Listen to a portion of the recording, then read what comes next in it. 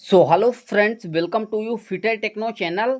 तो फ्रेंड्स, आज की इस वीडियो में हम लोग ऑर्डिनेंस फैक्ट्री के प्रीवियस ईयर के क्वेश्चन पेपर को डिस्कस करने वाले हैं, जिसमें जूनियर टेक्नीशियन आज के समय में आईटीआई वाली पोस्ट को जूनियर टेक्नीशियन बोला जा रहा है, जबकि पहले सेमी स्किल्ड बोला जाता था। तो उसी में से फिटर ट्रेड के क्वेश्चन पेपर को डिस्कस करने वाले हैं। यदि एग्ज़ाम डेट की बात करें तो एग्ज़ाम आपका लास्ट जो ऑर्डिनेंस फैक्ट्री की वैकेंसी थी तो वह 2017 में आई थी। तो 10/9/2017 को आपका एग्ज़ाम हुआ है, तो उसी के क्वेश्चन पेपर को डिस्कस करने वाले हैं। और ये क्वेश्चन पेपर आप लोगों के लिए बहुत मोस्ट इम्पॉर्टेंट है। एवियनल आर्म्ड व्हीकल निगम लिमिटेड की जो वैकेंसी आई है उसके लिए। तो यहाँ पर अगर डिटेल में बात करें तो इस क्वेश्चन पेपर में आपसे 100 नंबर के क्वेश्चन पूछे गए थे, यानी 100 क्वेश्चन, जिसको जो है दो पार्ट में डिवाइड किया गया था, part A and part B. Part A आपका जो था वो नॉन टेक्निकल था, जहां पर 20 क्वेश्चन पूछे गए थे, और पार्ट बी टेक्निकल था, जहां पर 80 क्वेश्चन पूछे गए थे। तो आज की इस वीडियो में इसी 80 क्वेश्चन को डिस्कस करेंगे, और इन 100 क्वेश्चन को सॉल्व करने के लिए आपको 2 घंटे का समय दिया गया था। तो यहाँ पर देख सकते हैं, ये 10/9/2017 का क्वेश्चन पेपर है। यहाँ पर नीचे जाएंगे तो कुछ इंपॉर्टेंट पहले ऑफलाइन होता था, उस समय क्या है ओएमआर बेस्ड आपका एग्जाम होता था, लेकिन अब जो है आपका सीबीटी होगा, कंप्यूटर बेस्ड टेस्ट होगा। तो यहाँ पर ओएमआर बेस होता था, तो कुछ इस तरीके से क्वेश्चन पेपर था। जैसे यहाँ पर पहले इंग्लिश में दिया गया था, टोटल आपके 100 क्वेश्चन पहले इंग्लिश में, फिर उसके बाद हिंदी में। तो यहाँ पर क्या है कि आपका क्वेश्चन पेपर जो है पूरी तरीके से विजिबल नहीं है, मतलब अच्छे से दिखाई नहीं दे रहा। जैसे यहाँ पर हिंदी में देखेंगे तो प्रॉपर जो है क्वालिटी के साथ दिखाई नहीं दे रहा है। तो इसको हमने क्या किया है कि बेहतर विजिबिलिटी के लिए, आपको अच्छे से दिखाई दे, इसलिए हमने इसको हिंदी प्लस इंग्लिश दोनों लैंग्वेज में जो है कंबाइंड करके पीपीटी फॉर्म में जो है नोट कर लिया है। तो वहाँ से जो है डिस्कस करते हैं। तो यहाँ पर हमने कुछ इस तरीके से नोट करके रखा है, इंग्लिश और हिंदी लैंग्वेज में एक साथ, ताकि आपको प्रॉब्लम ना हो, ना इंग्लिश वाले भाषा वाले छात्रों को, ना हिंदी वाले भाषा वाले छात्रों को। ठीक है, तो यहाँ पर हम लोग 21 नंबर के क्वेश्चन से स्टार्ट करेंगे, क्योंकि जो 20 क्वेश्चन थे आपके नॉन टेक्निकल थे, तो वहाँ की उन क्वेश्चन को डिस्कस नहीं करने वाले हैं। तो यहाँ पर 21 नंबर में बोला गया है, the operation of threading A drilled hold is called, यानी एक ड्रिल किए गए छेद में चूड़ी काटने की क्रिया को क्या कहा जाता है। ऑप्शन आपके मिल जाता है लैपिंग, रीमिंग, थ्रेडिंग या फिर टैपिंग। तो यहाँ पर बोला क्या गया, देखिए क्वेश्चन को समझिएगा। कई सारे छात्र जल्दबाजी में यहाँ पर सी ऑप्शन को जो है करेक्ट आंसर मान लेंगे, लेकिन ध्यान दीजिए यहाँ पर क्या है, बोला गया एक ड्रिल किए गए छेद में आपको थ्रेडिंग करना है, यानी आपको होल पर थ्रेडिंग करना है। तो उस कंडीशन में आपका क्या होगा, जब होल में थ्रेडिंग कर रहे हैं तो उसमें जो है आप टैप के माध्यम से करेंगे। तो टैप क्या करता है, उस ऑपरेशन को टैपिंग कहा जाता है। तो यहाँ पर आपका ऑप्शन नंबर डी करेक्ट होगा, ना कि सी। सी आपका यहाँ पर गलत हो जाएगा। अगला क्वेश्चन 22 नंबर में बोला गया है कि in a tap drill size M12 × 1.75 the size of hole is. जैसे क्या बोला गया है कि आपका कोई टैप ड्रिल साइज है जिसमें दिया गया है M12 × 1.75। अब इसके लिए आपको टैपिंग करना है। ठीक है, तो इसके लिए होल का आकार क्या होना चाहिए, साइज क्या होना चाहिए, क्योंकि होल का साइज जब हम कम रखेंगे तभी तो हमको मटेरियल काटने का मौका मिलेगा, मतलब मटेरियल काटने को मिलेगा, और जब मटेरियल कटेगा तभी तो वहाँ पर आपकी टैपिंग होगी। तो यहाँ पर इसका फार्मूला होता है, देखिए 60% अगर एक्यूरेसी देखा जाए डेप्थ को, तो वहाँ पर आप डायरेक्टली पिच को माइनस कर सकते हैं। लेकिन यदि आपको 100% निकालना है तो उसके लिए आपका फार्मूला होता है टैप ड्रिल साइज बराबर tap size -2 × depth of thread होता है, सॉरी 2 पिच होता है, तो उस हिसाब से निकालेंगे तो यहाँ पर 10.5 मिलीमीटर आ जाएगा, जो कि आपका राइट आंसर हो जाएगा। यहाँ पर अगले क्वेश्चन में बोला गया है number of taps generally used for hand typing are, यानी आमतौर पर हैंड टाइपिंग जब हम करते हैं तो उसके लिए उपयोग किए जाने वाले टैप्स की संख्या क्या होती है। तो उस कंडीशन में आपके 3 प्रकार के टैप होते हैं, जिसमें पहला, फिर दूसरा और तीसरा। ठीक है, इसको जो है रफर टैप भी बोला जाता है। ठीक है, सेकंड को इंटरमीडिएट टैप और इसको बॉटमिंग टैप बोला जाता है। ठीक है, तो 3 प्रकार के होते हैं। तीनों को सबसे पहले रफर को यूज किया जाता है, फिर उसके बाद इंटरमीडिएट टैप को और फिर बॉटमिंग टैप को। और बॉटमिंग टैप का दूसरा नाम बहुत ज़्यादा पूछा जाता है, प्लग टैप होता है। तो ये भी आप एक्स्ट्रा फैक्ट में याद रखिएगा। यहाँ पर 3 जो है टैप आपके सेट में होते हैं हैंड टैप में, तो सी ऑप्शन आपका राइट आंसर हो जाएगा। अगले क्वेश्चन में बोला गया है which tool is use to cut an external thread, यानी बाहरी चूड़ी काटने के लिए किस टूल का उपयोग किया जाता है। जैसे जब हमको अंदरूनी चूड़ी काटना होता है अंदर वाली, तो वहाँ पर हम टैप का यूज करते हैं, लेकिन यहाँ पर बोल दिया गया है कि आपको बाहरी चूड़ी काटना है, तो उस कंडीशन में आप किस प्रकार के टूल का उपयोग करेंगे। क्या आप ट्विस्ट ड्रिल, टैप, डाई या फिर हाफ नट। तो यहाँ पर डाई आपका राइट आंसर हो जाएगा, ऑप्शन नंबर सी। क्लियर।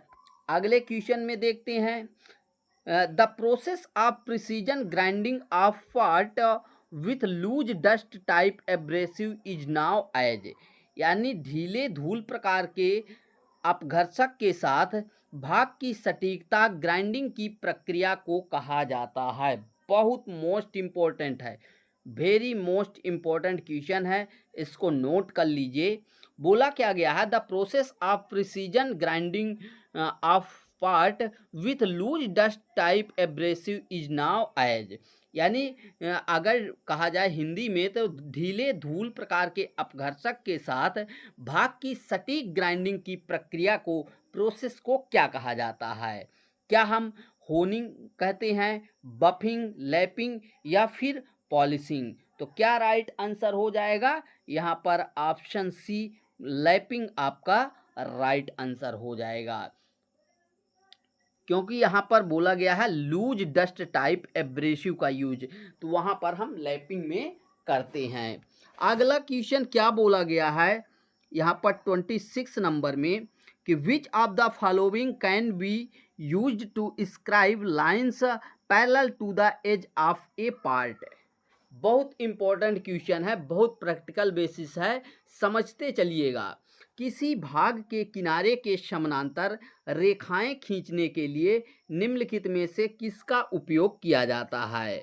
ठीक है, यानी किसी आपका कोई ये मान लीजिए प्लेट है या कोई प्रोडक्ट है, जॉब है, किसी सरफेस के जो है आपको समानांतर, जैसे ये सरफेस ऐसे हो गई तो इसी सरफेस के समानांतर ऐसे रेखाएं खींचना है, तो आप किसका उपयोग करेंगे। क्या आप वर्नियर कैलीपर से ऐसा कर सकते हैं, स्क्रू गेज से, डिवाइडर से या फिर हर्माप्रोडाइट कैलीपर। तो आपका क्या राइट आंसर निकल के आएगा, option number D, hermaphrodite calliper right answer हो जाएगा।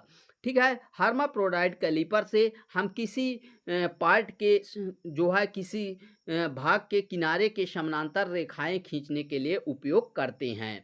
अब इससे रिलेटेड एक और क्वेश्चन पूछ सकता है कि हर्माप्रोडाइट कैलीपर का दूसरा नाम, तो उसका क्या है, जेनी कैलीपर।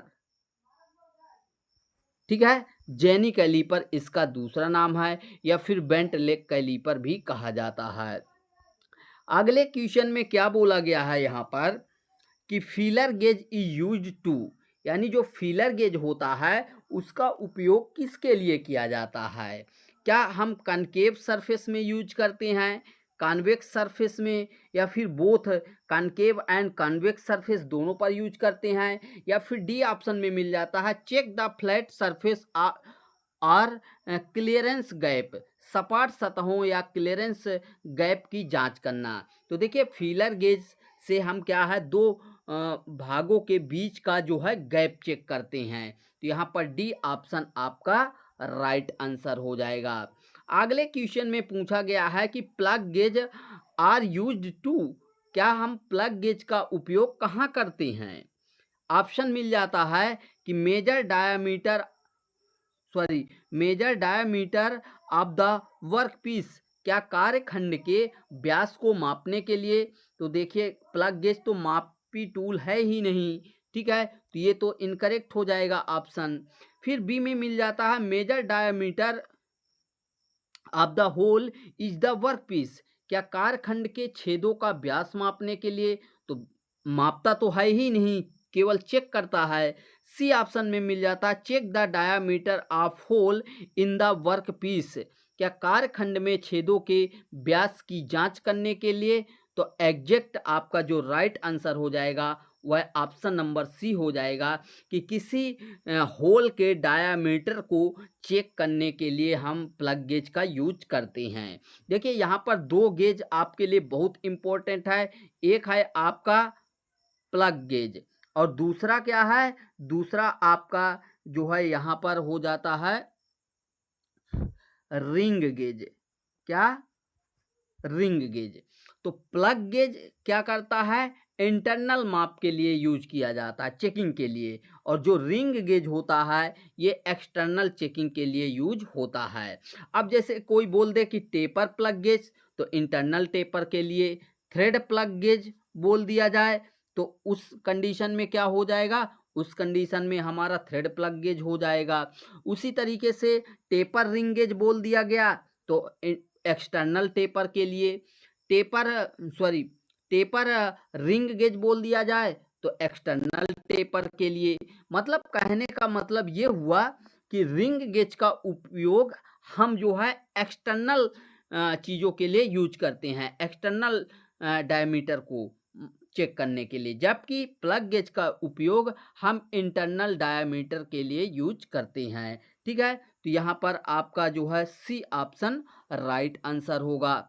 अगले क्वेश्चन में क्या बोला गया है, देखिए यहाँ पर थोड़ा टाइम जरूर लग रहा है, लेकिन क्वेश्चन को तो क्लियर करते ही चल रहे हैं, लेकिन उसके साथ साथ जो रिलेटेड क्वेश्चन है उनको भी क्लियर करते चल रहे हैं। तो ये आपके लिए बहुत मोस्ट इम्पोर्टेंट है, क्योंकि इन्हीं चीज़ों के लिए आप अलग अलग प्लेटफॉर्म पे जाकर पैसे देकर पढ़ते हैं, लेकिन वही चीज़ आपको यहाँ पर फ्री ऑफ कॉस्ट दिया जा रहा है। तो वीडियो को इत्मीनान से जब आप फ्री हो जाएं उसी टाइम देखिए। ऐसा नहीं है कि जब नोटिफिकेशन पहुंचा आप कहीं पर चौराहे पर बैठे हुए हैं तो वहां पर देखने लग गए, ऐसा नहीं। आप इन वीडियो को क्या करिए, ये पढ़ने वाले वीडियो हैं, तो जब आप फ्री हो जाएं और पढ़ने बैठें उस कंडीशन में कॉपी पेन लेकर जरूर बैठें, क्योंकि जो इम्पोर्टेंट क्वेश्चन होते हैं उनको नोट कर लें। और इसका पीडीएफ भी आप लोगों को प्रोवाइड करा देंगे। उसके लिए आप लोगों को डिस्क्रिप्शन बॉक्स में हमारे व्हाट्सएप ग्रुप का लिंक दिया गया है, तो जहां पर सभी छात्र जुड़ रहे हैं, तो आप भी उस व्हाट्सएप ग्रुप में जुड़ जाइए और वहां पर इसका पीडीएफ आपको मिल जाएगा, जो कि फ्री ऑफ कॉस्ट रहेगा, कोई चार्ज देना नहीं पड़ेगा। तो आगे देखते हैं क्या बोला गया है, surface roughness on A drawing is represented by the symbol of, यानी बोला गया है कि ड्राइंग पर सतह के खुरदुरेपन यानी सरफेस रफनेस को किसके प्रतीक द्वारा दर्शाया जाता है। ऑप्शन यहाँ पर मिल जाता है ट्राइंगल, सर्कल, स्क्वायर या फिर तीर। तो देखिए आप लोगों को बता दें कि ड्राइंग पर सतह के खुरदुरेपन यानी सरफेस रफनेस को जो है ट्राइंगल द्वारा इंडिकेट किया जाता है। तो यहाँ पर ए ऑप्शन आपका राइट आंसर हो जाएगा। अगले क्वेश्चन में क्या बोला गया है यहाँ पर 30 नंबर में कि the diameter of a finished turned shaft can best be checked with a, यानी बोला गया है कि एक कोई आपका फिनिश्ड किया हुआ, टर्निंग किया हुआ शाफ्ट है, तो उसके व्यास की सबसे अच्छी जांच किसके द्वारा की जाती है? यानी डायामीटर की चेकिंग करना है तो उसके लिए आप किसका यूज करेंगे?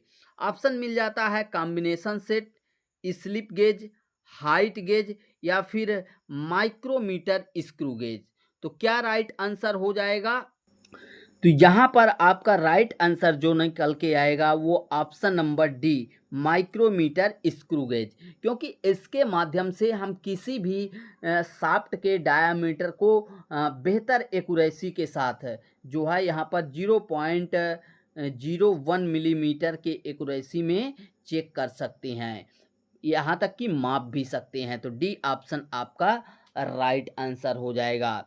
31 नंबर में क्या बोला गया है कि least count of a vernier caliper in metric system, यानी मीट्रिक प्रणाली में वर्नियर कैलिपर का अल्पतमांक क्या होता है? तो देखिए मीट्रिक प्रणाली में वर्नियर कैलिपर का जो लिस्ट काउंट होता है वह 0.02 मिलीमीटर होता है, ठीक है, जो कि कहाँ पर मिल जाता है? यहाँ पर सी ऑप्शन में मिल जाता है। तो सी ऑप्शन आपका राइट आंसर हो जाएगा। वहीं पर ब्रिटिश प्रणाली में कहा जाए तो 0.001 इंच हो जाएगा आपका। तो ये याद रखिएगा, यहाँ से बहुत सिंपल क्वेश्चन है लेकिन यहाँ से एग्जाम में क्वेश्चन बनते ही बनते हैं। अगले क्वेश्चन में बोला गया है कि which of the following is not the angle measuring device, यानी निम्नलिखित में से कौन सा कोण मापने वाला उपकरण नहीं है? ऑप्शन मिल जाता है angle plate, sine bar, bevel protector और एंगल गेज। तो देखिए यहाँ पर अगर बात करें क्वेश्चन नंबर 32 की, तो साइन बार हो सकता है, बेवल प्रोटेक्टर हो सकता है और एंगल गेज, इनसे हम जो है कोण मापन कर सकते हैं, लेकिन एंगल प्लेट से जो है हम कोण मापन नहीं कर सकते हैं।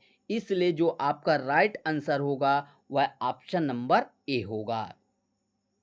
अगले क्वेश्चन में क्या बोला गया है कि expressing a dimension as 18.3 plus 0.0 and minus में 0.1 millimetre is the case of, यानी कोई आपका डायमेंशन दिया गया है जिसमें आपको क्या दिया गया है? 18.3 दिया है, प्लस में यहाँ पर क्या दिया है?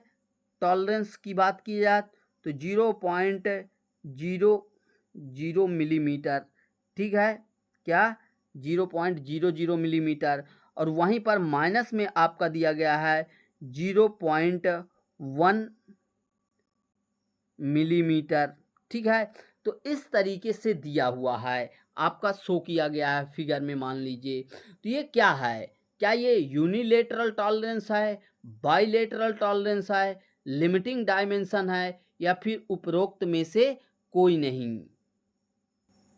तो यहाँ पर अगर ध्यान से देखेंगे प्लस में जरूर दिया गया है लेकिन इसमें 0.00 बना हुआ है जिसका कोई भी महत्व नहीं है। तो इस केस में इसमें एक तरफ जो है सहिष्णुता दी गई है, लेकिन ये क्या कहलाएगा? ऑप्शन ए, यूनिलेटरल टॉलरेंस हो जाएगा।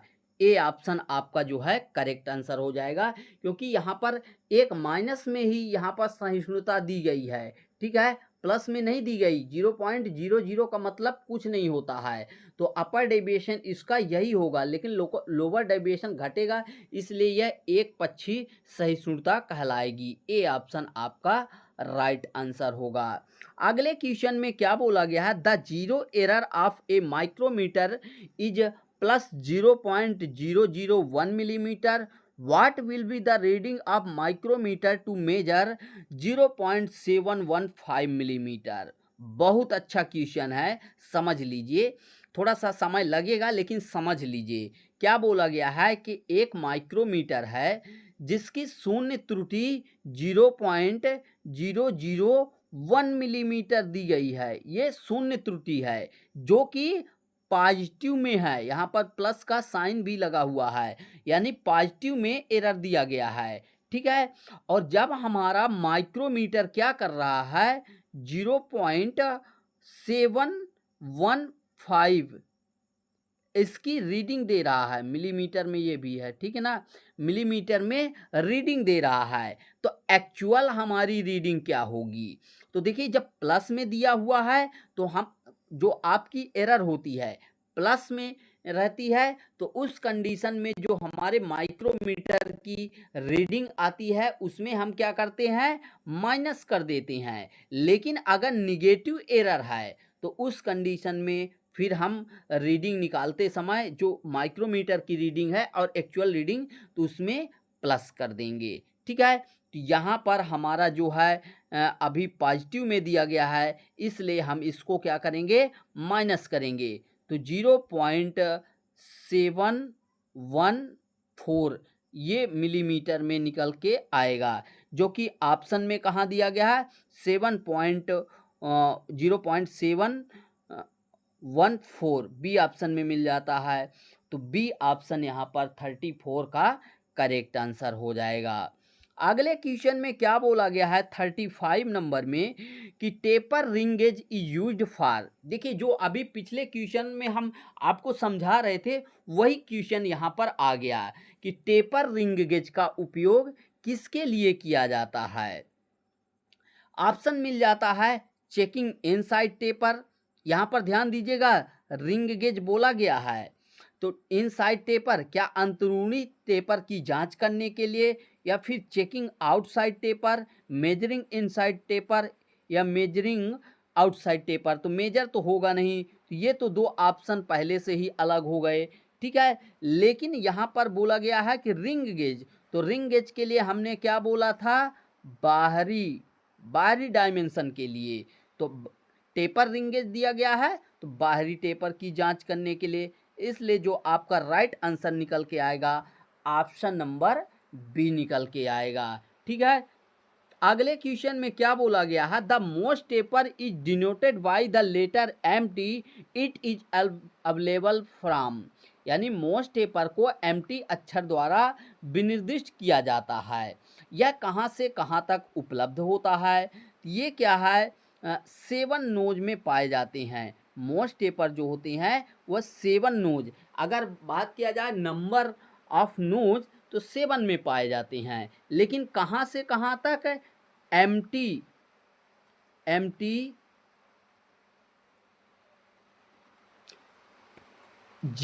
से लेकर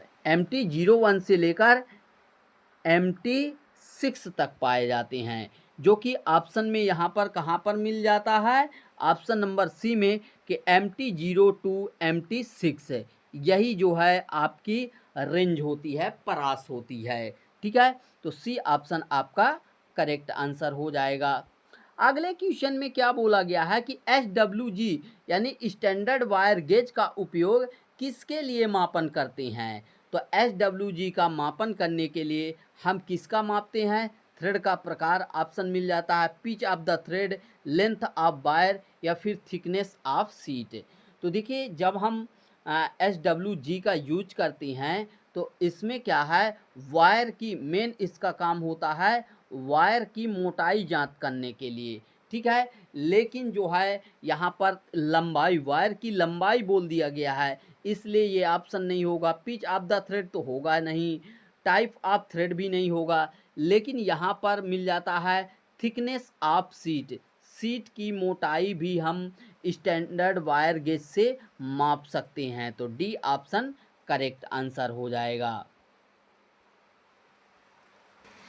यहाँ पर अगले क्वेश्चन में क्या बोला गया है, property wise which metal can be draw in the form of wires without failure is known as.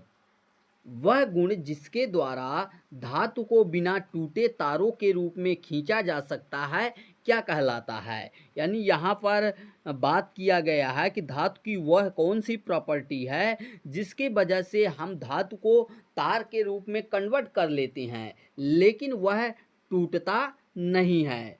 Option मिल जाता है मैलिएबिलिटी, टफनेस, डक्टिलिटी या फिर एलास्टिसिटी। तो देखिए हम जो है डक्टिलिटी, तन्यता के रीजन से जो है वायर में कन्वर्ट करते हैं, यानी तन्यता प्रॉपर्टी के रहने पर उस सीट से वायर को जो है बनाया जा सकता है। तो सी ऑप्शन करेक्ट आंसर हो जाएगा।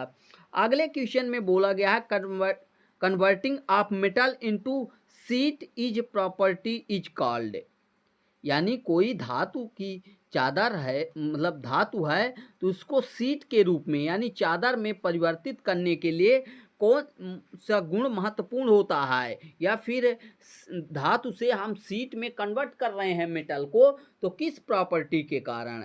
ऑप्शन मिल जाता है प्लास्टिसिटी, तन्यता को तो अभी क्लियर किए इसी क्वेश्चन में, एलास्टिसिटी या फिर मैलिएबिलिटी। तो मैलिएबिलिटी प्रॉपर्टी के कारण ही हम मेटल को सीट के रूप में कन्वर्ट कर पाते हैं। तो डी ऑप्शन आपका राइट आंसर हो जाएगा।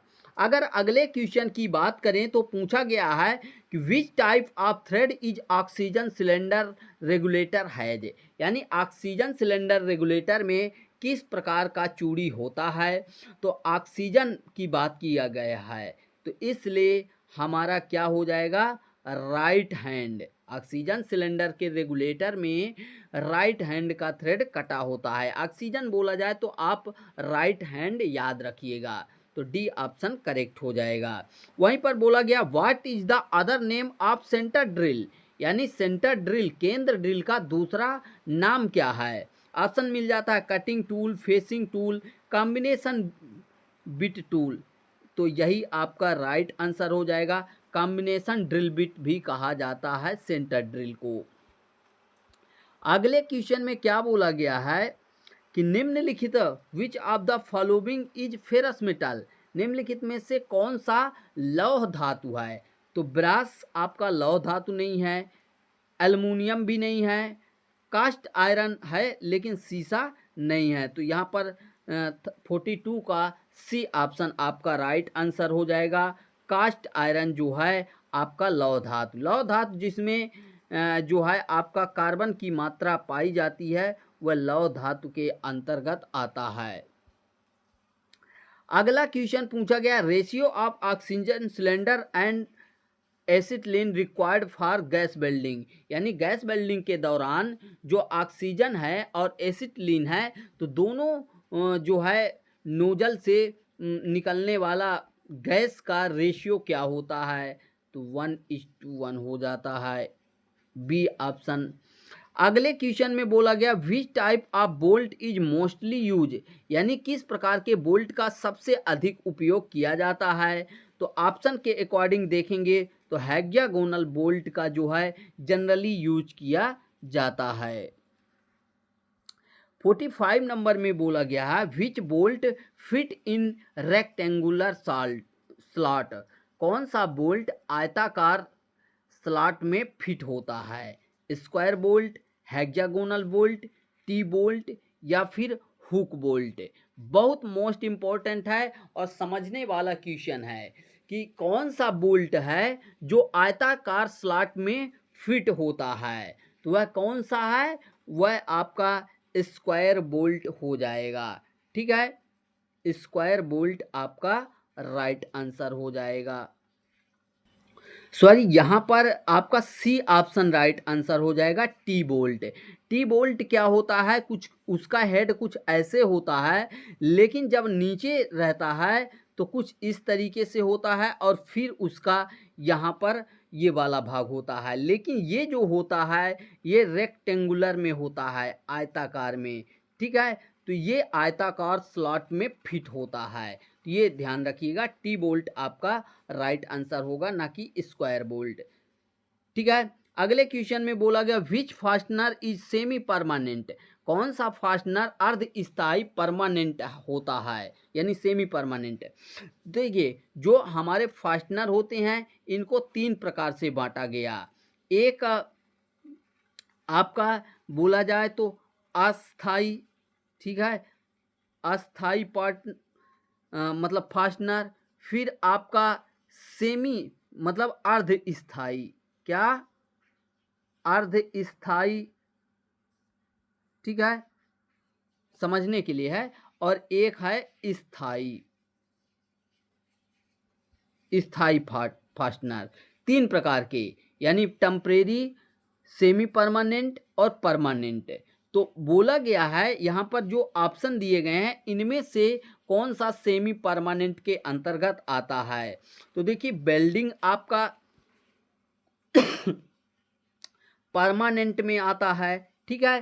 परमानेंट में होता क्या है कि जब हम उसको अलग करते हैं, जोड़ने के बाद फास्टनर और फास्टनिंग को अलग करते हैं तो हमारा पार्ट भी खराब हो जाता है, यानी फास्टनर भी खराब हो जाता है, तो वो परमानेंट वेल्डिंग के अंतर्गत आता है। वहीं पर रिवेटिंग की बात करें तो ये जो है आपका सेमी परमानेंट के अंतर्गत आ जाएगा, क्योंकि इसमें क्या है जब हम पार्ट को अलग करते हैं तो आपकी जो रिविट यूज की गई है वह खराब हो जाएगी, लेकिन आपका पार्ट खराब नहीं होगा। और फोर्जिंग भी आपका जो है परमानेंट में आ जाएगा। तो अगर बात करें सेमी परमानेंट को क्लियर किए और परमानेंट को, लेकिन जो टेम्परेरी होता है, टेम्परेरी में क्या होता है कि जब हम पार्ट को अलग करते हैं तो ना वहाँ पर हमारा फास्टनर खराब होता है ना फास्टनिंग, यानी आपका फास्टनर भी बच जाता है और जो आपका पार्ट है वो भी खराब नहीं होता। तो उस कंडीशन में हम उसको टेम्परेरी फास्टनर कहते हैं, लेकिन ये अन्य के अपेक्षा मजबूत कम होते हैं। जैसे नट और बोल्ट, नट और बोल्ट को आप अलग करेंगे तो क्या आपका नट बोल्ट खराब हो जाएगा? जी नहीं। अगर इनको अलग करेंगे, खोलेंगे, तो क्या आपका पार्ट खराब होगा? जी नहीं। तो इसलिए इसको क्या बोला गया? Temporary fastener. तो यहाँ पर आपका राइट आंसर रिवेटिंग जो है करेक्ट आंसर हो जाएगा। अगले क्वेश्चन में बोला गया है कि the material used for coating the electrode is called. Electrode पर कोटिंग यानी परत चढ़ाने के लिए उपयोग की जाने वाली सामग्री को कहा जाता है। प्रोटेक्टिव लेयर, बाइंडर, स्लैग या फिर फ्लक्स। तो क्या बोला जाता है, हमारे जब इलेक्ट्रोड होते हैं तो इलेक्ट्रोड के ऊपर एक परत चढ़ा दी जाती है, तो उस उपयोग की जाने वाली परत को, सामग्री को क्या कहा जाता है? 4 ऑप्शन आपके पास दिए गए हैं, तो जो राइट आंसर हो जाएगा वह ऑप्शन नंबर डी हो जाएगा, क्योंकि वहाँ पर जो परत चढ़ाई जाती है उसे बोला जाता है फ्लक्स। क्या? फ्लक्स बोला जाता है, ठीक है। तो डी ऑप्शन आपका राइट आंसर हो जाएगा। अगला क्वेश्चन बोला गया acetylene is storeyed in gas cylinder. बहुत इंपॉर्टेंट क्वेश्चन है, बहुत प्रैक्टिकल बेसिस पूछा गया है कि एसिटिलीन को गैस सिलेंडर में किस रूप में संग्रहित किया जाता है, रखा जाता है? क्या गैसी फॉर्म में, लिक्विड फॉर्म में, सॉलिड फॉर्म में या फिर अंडर हाई प्रेशर? तो आप लोगों को बता दें कि जो एसिटिलीन सिलेंडर होते हैं तो उनके अंदर एसिटिलीन गैस तो भरी होती है, लेकिन वो किस रूप में होती है क्वेश्चन में ये पूछा गया है। तो वो हाई प्रेशर में होती है। क्या? हाई प्रेशर में भरी जाती है, जिस वजह से यहाँ पर थोड़ा सा मिस्टेक है, एक ही ऑप्शन देना चाहिए। तो हाई प्रेशर में तो होती है, लेकिन हाई प्रेशर होने के कारण जो है वह लिक्विड फॉर्म में हो जाती है। तो यहाँ पर आपका जो राइट आंसर होगा वह ऑप्शन नंबर बी होगा। क्लियर? कई स्टूडेंट हैं जो इसको अंडर हाई प्रेशर करेंगे, तो देखिए हाई प्रेशर में होती है, इसी वजह से तो वह लिक्विड में होती है, ठीक है। जैसे आपका जो एलपीजी है, लिक्विड पेट्रोलियम गैस है, ये क्या है घरों में जिससे खाना बनता है, तो ये आपको लगता होगा कि गैस फॉर्म में होगी, लेकिन नहीं। आपको बता दें ये जो है लिक्विड फॉर्म में होती है। क्यों होती है एलपीजी? क्योंकि इसको जो है हाई प्रेशर में रखा जाता है, तो जब किसी चीज़ में प्रेशर दिया जाता है तो वो गैस लिक्विड में बदल जाती है। तो यहाँ पर आपका बी ऑप्शन राइट आंसर हो जाएगा। अगले क्वेश्चन में बोला गया है the purpose of jig and fixture is to. Jig और फिक्सचर का उद्देश्य क्या है? बहुत इंपॉर्टेंट क्वेश्चन है कि जिग और फिक्सचर का उद्देश्य क्या है। ऑप्शन मिल जाता है इंक्रीज प्रोडक्शन रेट, क्या प्रोडक्शन रेट को बढ़ाना? तो एग्जैक्टली जिग एंड फिक्सचर का वर्क होता है, क्योंकि ये मास प्रोडक्शन में यूज होते हैं और मास प्रोडक्शन का उद्देश्य ही है कि उत्पादन को बढ़ाना। अगला मिल जाता है इंक्रीज मशीनिंग एक्यूरेसी, क्या मशीनिंग की सटीकता को बढ़ाना? तो एग्जैक्ट है। फिर मिल जाता है फैसिलिटेट इंटरचेंजेबल मैन्युफैक्चर, क्या विनिमय निर्माण को सुगम बनाना? तो एग्जैक्ट ये भी हो जाएगा। इसलिए ऑल ऑफ द एबव आपका राइट आंसर हो जाएगा, यानी जिग एंड फिक्सचर के ये तीनों उद्देश्य होते हैं। अगला क्वेश्चन बोला है 50 नंबर का कि which one of the following method produce gear by generating process, यानी निम्नलिखित में से कौन सी विधि जनरेटिंग प्रक्रिया द्वारा गियर का निर्माण करती है? ये लो, कितना अच्छा क्वेश्चन आप लोगों से पूछ लिया गया है कि कौन सी विधि जो है जनरेटिंग प्रक्रिया द्वारा गियर का निर्माण करती है? तो वह है आपका hobbing. A option right answer हो जाएगा। दोस्तों यहाँ पर वीडियो बहुत लंबा हो रहा है, तो इस वजह से हम लोग अब इस क्वेश्चन को डिस्कस करने के बाद, इस पेपर को डिस्कस करने के बाद अगले जो पेपर होंगे उनको जो है पार्ट बाय पार्ट करके डिस्कस करेंगे, जिससे आपको भी बोरिंग नहीं होगा और हमें भी दिक्कत नहीं होगा। क्योंकि ऑलरेडी यहाँ पर अगर देखा जाए स्क्रीन में तो लगभग 36 मिनट का वीडियो बन चुका है, लेकिन अभी तक हम लोग केवल 30 क्वेश्चन को कवर कर पाए हैं। लेकिन हमारा उद्देश्य यही होता है, इसको हम 30 मिनट में कंप्लीट कर सकते थे लेकिन हमने नहीं किया। उसका रीज़न है कि क्वेश्चन को हम लोग जो है बेसिक से ध्यान देकर समझें और उससे रिलेटेड जो क्वेश्चन है उनको भी क्लियर करते चलें, जिससे क्या है कि जिनका जो फंडामेंटल है वो 80% भी यदि कंप्लीट है तो उनका जो है ये वीडियो देखने से 100% फंडामेंटल क्लियर हो जाएगा। लेकिन जिनका एक भी नहीं है तो उनके लिए ये ऑब्जेक्टिव क्वेश्चन नहीं है, उनको पहले फंडामेंटल क्लियर करना होगा तभी यहाँ आएँ। बाकी जिसका जो पिछले प्रीवियस एग्ज़ाम दे चुके हैं कई सारे, वहाँ पर फंडामेंटल क्लियर कर चुके हैं, तो ये क्वेश्चन पेपर देखने से उनको बहुत मज़ा आएगा। लेकिन ये क्वेश्चन तो सभी को देखना है, क्योंकि तभी तो आप एनालिसिस कर पाएंगे और आगे की तैयारी कर पाएंगे। अगले क्वेश्चन में बोला गया है trimming is the process associated with, यानी ट्रिमिंग किससे जुड़ी एक प्रक्रिया है? क्या यह प्रेस वर्क से है, फोर्जिंग से है, इलेक्ट्रोप्लेटिंग से है या फिर मशीनिंग से है? तो ट्रिमिंग आपका प्रेस वर्क के अंतर्गत आता है। ए ऑप्शन राइट आंसर होगा। अगला बोला गया है 52 नंबर में कि in press operation the size of the blanket part is dependent on the size of, यानी प्रेस ऑपरेशन में जो ब्लैंक किए गए भाग का आकार है वह किसके आकार पर निर्भर करता है?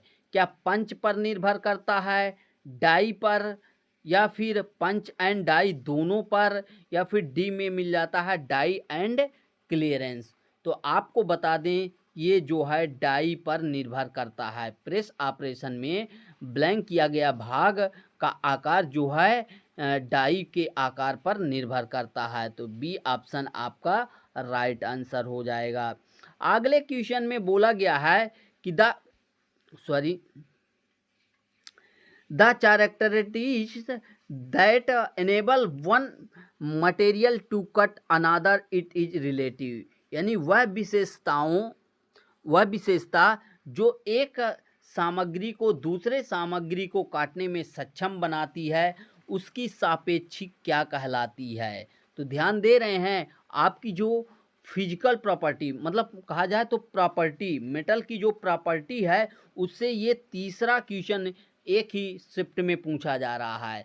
तो आपको प्रॉपर्टीज ऑफ मेटल बहुत बेसिक से जो है क्लियर करना चाहिए। तो बोला गया है कि वह कौन सी विशेषता है जिससे एक सामग्री को हम दूसरे सामग्री को काट सकते हैं, मेटल टू मेटल? तो वह किसके कारण? टफनेस मिल जाता है, हार्डनेस, डक्टिलिटी या फिर रेजिननेस? तो देखिए ये हो जाएगा आपका हार्डनेस।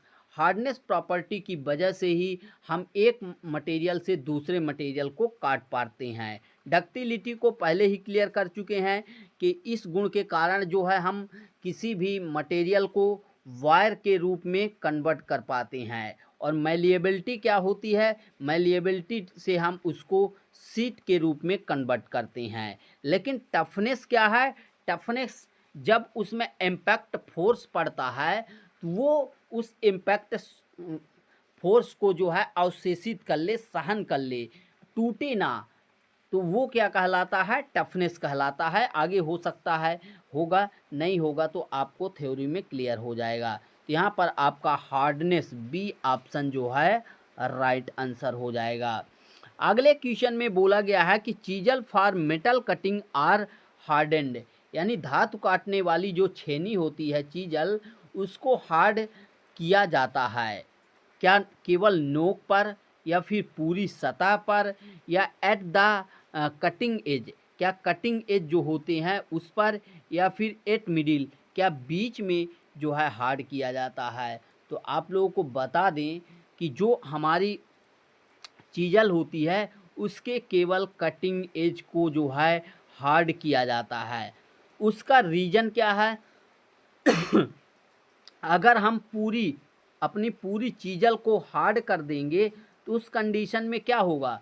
उस कंडीशन में जब हम उसमें फोर्स डालेंगे जैसे हैमर से, वो क्या है, हार्ड होने के साथ साथ ब्रिटल हो जाएगी, तो उस कंडीशन में वो टूट जाएगी। लेकिन यहाँ पर हम जो है इम्पैक्ट शॉक को सहन करने के लिए केवल उसके कटिंग एज वाले भाग को ही हार्ड करते हैं। तो यहाँ पर सी ऑप्शन आपका राइट आंसर हो जाएगा।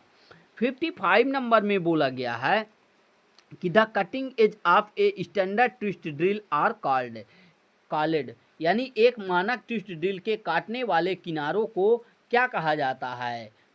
ऑप्शन मिल जाता है फ्लूट, लिप, वेजेस या फिर फ्लैंक। तो कटिंग एज वाले काटने वाले किनारों को हम क्या कहते हैं? तो उसे हम जो है लिप्स कहते हैं। ठीक है, बी ऑप्शन आपका करेक्ट आंसर होगा। A standard ground drill has a point angle of, यानी एक मानक ग्राउंड ड्रिल का पॉइंट एंगल कितना होता है? तो स्टैंडर्ड ग्राउंड ड्रिल की बात करें तो यहाँ पर 118 डिग्री रखा जाता है। स्टैंडर्ड ड्रिल का एंगल जो है वह 118 डिग्री ही रखा जाता है, लेकिन ये प्लस और माइनस होता रहता है। ये डिपेंड करता है कि आप जिस मटेरियल पर ड्रिल कर रहे हैं उस मटेरियल की प्रॉपर्टीज कैसी है, हार्ड है या फिर सॉफ्ट है, उसके ऊपर जो है ये डिपेंड करता है। अगर आपका काटने वाला मटेरियल हार्ड रहेगा, क्या हार्ड रहेगा, तो कटिंग एज क्या होगी? कम हो जाएगी। ठीक है, अगर मटेरियल सॉफ्ट होगा तो कटिंग एज क्या है? बढ़ जाएगी। अगर सॉफ्ट है मतलब कहा जाए हिंदी में तो मुलायम है। क्या? मुलायम। थोड़ा सा यहाँ पर प्रॉपर टेक्स्ट नहीं लिख पा रहा हूँ, तो मुलायम में कटिंग एज जो होता है, सॉरी यहाँ पर हम अपोजिट बता दिए हैं। ठीक है, तो इसको उल्टा कर लीजिएगा, मिस्टेक हो गया है। यहाँ पर सी ऑप्शन आपका राइट आंसर हो जाएगा। अगले क्वेश्चन में क्या बोला गया है कि a reamer is use to correct the, एक रीमर का उपयोग किसे सुधारने के लिए किया जाता है? ऑप्शन मिल जाता है size and position of drilled hole, यानी ड्रिल किए गए छेद के आकार और स्थिति को ठीक करने के लिए, size and roundness of hole. C में मिल जाता है finish and position of drill hole, finish and size of drill hole. तो देखिए जो रीमर का वर्क होता है वह क्या होता है? Size and roundness of hole, छेद के आकार और गोलाई को सही करने के लिए क्या करता है? ये आपके मटेरियल को नहीं काटता है, थोड़ा बहुत फिनिशिंग देता है, वहाँ से कह सकते हैं कि साइज को और राउंडनेस को सही करता है। सॉरी यहाँ पर भी मिस्टेक हो रहा है, D option finish and size of a drill hole, यानी जो है साइज को सही करता है और उसकी फिनिशिंग करता है। तो यहाँ पर डी ऑप्शन आपका करेक्ट आंसर होगा। अगले नंबर में पूछा गया है कि the process of improving cutting action of grinding wheel is called. Grinding wheel की काटने की क्रिया यानी कटिंग एक्शन में सुधार करने की प्रक्रिया को क्या कहते हैं? ड्रेसिंग, टर्निंग, कटिंग या फिर फेसिंग? तो उसको हम ड्रेसिंग कहते हैं। यहाँ पर ए ऑप्शन 58 का राइट आंसर हो जाएगा। 59 नंबर में बोला गया है कि a twist drill is specified by its shank material and, यानी एक ट्विस्ट ड्रिल जो होता है घुमावदार ड्रिल, उसको उसके सैंक के आधार पर, सामग्री के आधार पर और उसके साथ साथ किसके और साथ में जो है व्यक्त किया जाता है। ऑप्शन मिल जाता है lip angle, diameter, length of body, flute length. तो क्या राइट आंसर हो जाएगा 59 का? डायामीटर। यानी किसी ट्विस्ट ड्रिल को, घुमावदार ड्रिल को जो है स्पेसिफाई करना है, या फिर कहें कि आप दुकान पर जाते हैं तो उस समय आपको मटेरियल मतलब ड्रिल खरीदना है ट्विस्ट ड्रिल, तो आप क्या क्या उसके विशेषता को बताएंगे ताकि दुकानदार आपको वो आपके रिक्वायरमेंट के अनुसार दे दे। उसमें आपको सैंक बताना पड़ेगा, किस मटेरियल का चाहिए वो बताना पड़ेगा, और किस डायामीटर का रहेगा वो बताना पड़ेगा। यानी यहाँ पर आपका बी ऑप्शन करेक्ट आंसर हो जाएगा। अगले क्वेश्चन में क्या बोला गया है कि अ portable drilling machine is specified by, यानी एक पोर्टेबल ड्रिलिंग मशीन को किसके द्वारा विनिर्दिष्ट किया जाता है? ऑप्शन मिल जाता है the size of job it can hold, क्या जॉब का आकार जिसे यह पकड़ सकती है उसके आधार पर, या फिर minimum diameter of drill it can hold, यानी ड्रिल का अधिकतम, सॉरी मैक्सिमम है, मिनिमम नहीं, maximum diameter of drill it can hold, क्या ड्रिल का अधिकतम व्यास जिसे वह पकड़ सकती है? तो एग्जैक्ट इसी डायमीटर के, maximum diameter of drill bit can hold के आधार पर, यानी ड्रिल का अधिकतम व्यास जिसे यह पकड़ सकती है पोर्टेबल ड्रिलिंग मशीन, तो उसी के आधार पर उसको स्पेसिफाइड किया जाता है। अगले क्वेश्चन में बोला गया 61 नंबर में कि when filing soft metal the file teeth are clogged with, क्या है 1 मिनट, विथ के बाद थोड़ा सा स्क्रीन में यहाँ पर कट लग गया है जिस वजह से, minute particle of metal the file should be cleaned by, यानी बोला गया है कि नरम धातु की फाइलिंग करते समय रेती के दांत जो होते हैं धातु के छोटे छोटे कणों से यानी चिप्स से भर जाते हैं, जिसको क्या कहा जाता है? ये क्वेश्चन भी आपसे पूछा जा सकता है। तो उसको क्या कहा जाता है? Pinning of file. ठीक है, तो अगर पिनिंग ऑफ फाइल हो गई तो उस रेती को किसके द्वारा साफ किया जाना चाहिए, ये क्वेश्चन में पूछा गया है।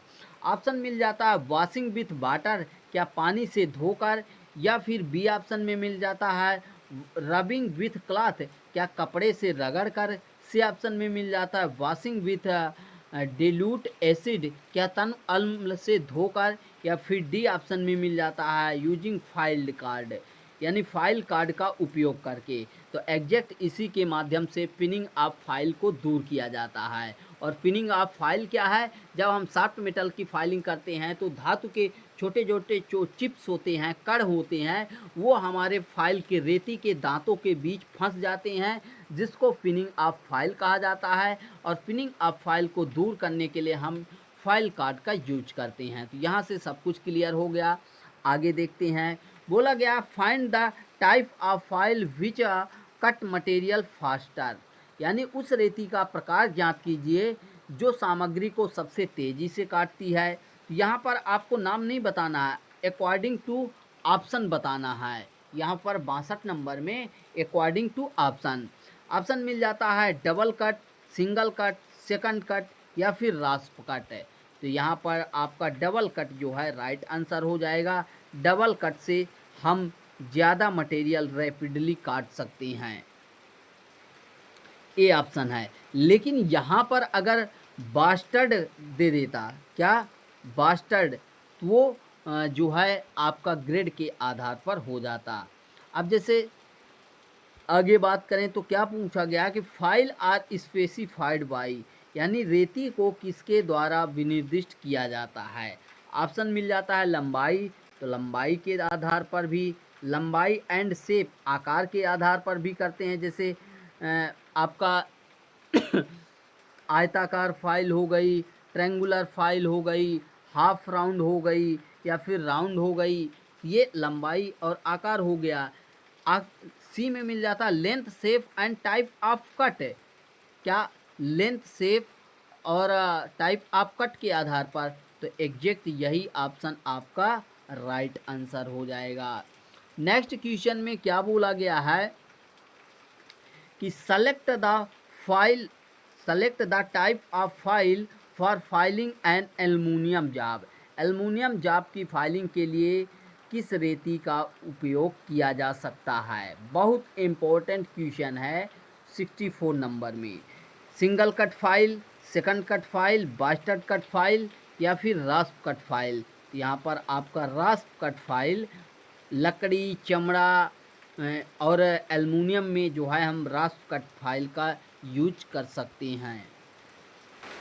सॉरी, यहाँ पर सिंगल कट फाइल का यूज करेंगे एल्युमिनियम में, और लकड़ी हो गया, ठीक है, सॉफ्ट आपका लेदर हो गया, तो उसमें हम रास्प कट का यूज कर सकते हैं।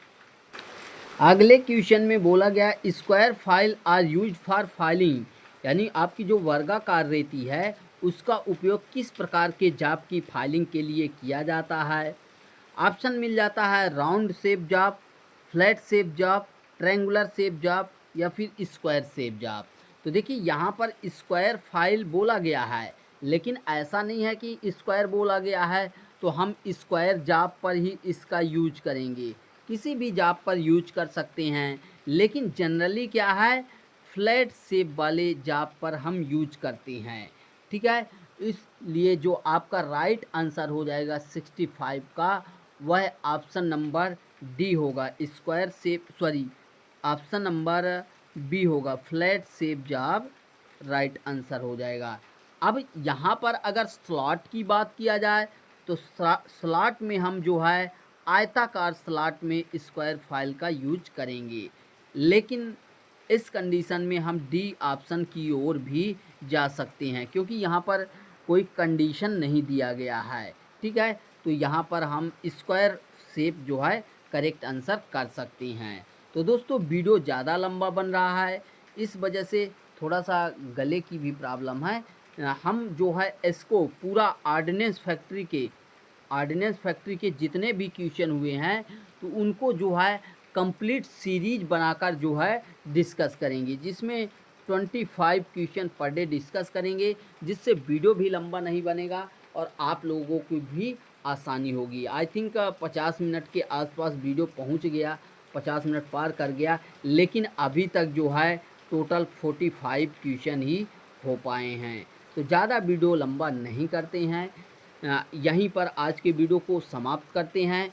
बाकी आप लोग के कहने के पहले ही हम आपको जो है इसका सीरीज बनाकर पूरा कंप्लीट जो है देने वाले हैं। तो मिलते हैं नेक्स्ट वीडियो में। Thanks for watching and bye bye.